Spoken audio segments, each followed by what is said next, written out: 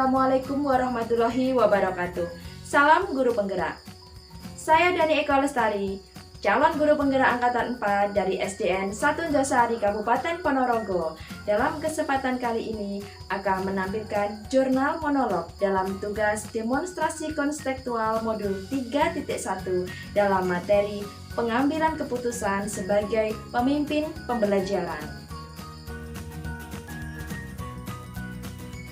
Pada modul 3.1 ini, materi yang dipelajari pada program pendidikan guru penggerak yaitu pengambilan keputusan sebagai pemimpin pembelajaran.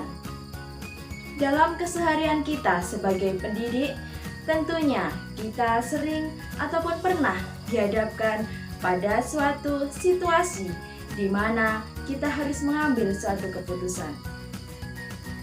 Dalam modul 3.1 ini dijelaskan bagaimana cara pengambilan keputusan dalam situasi dilema etika dan rujukan moral. Apa itu dilema etika dan rujukan moral? Dilema etika yaitu suatu situasi di mana seseorang harus mengambil keputusan dengan memilih antara dua pilihan yang secara moral benar namun bertentangan.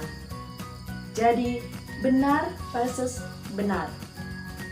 Sedangkan rujukan moral yaitu suatu situasi di mana seseorang harus mengambil keputusan antara benar dan salah. Benar versus salah.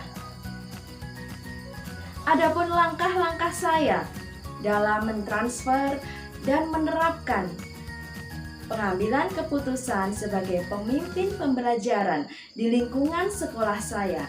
Di antaranya yaitu yang pertama, saya akan mengawali dengan melakukan koordinasi dan konsultasi dengan kepala sekolah selaku pemangku kepentingan tertinggi di sekolah, sehingga saya akan mendapatkan dukungan dari kepala sekolah.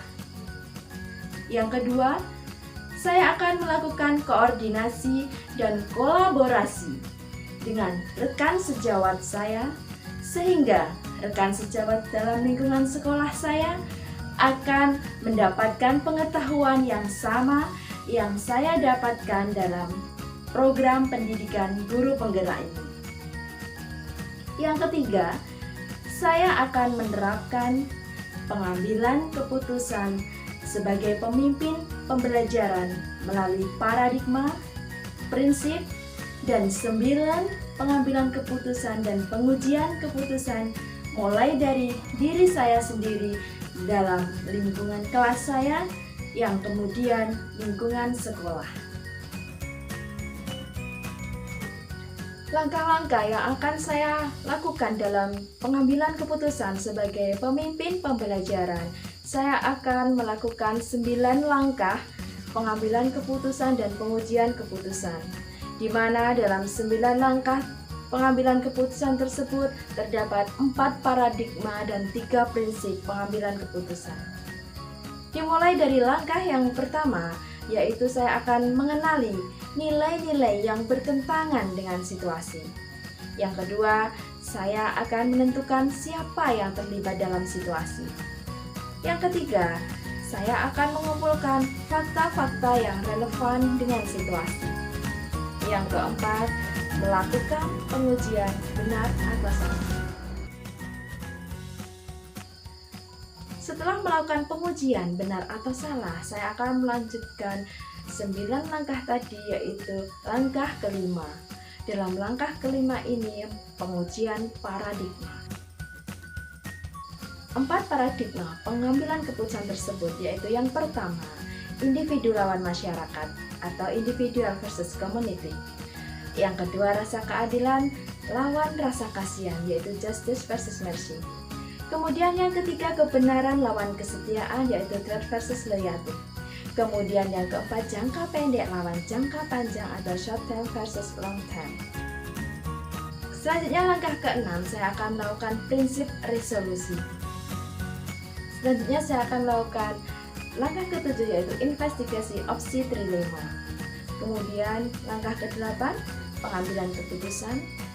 Kemudian langkah ke-9, setelah saya mengambil keputusan tersebut, maka saya akan meninjau kembali keputusan yang sudah saya buat dan melakukan refleksi terhadap keputusan tersebut.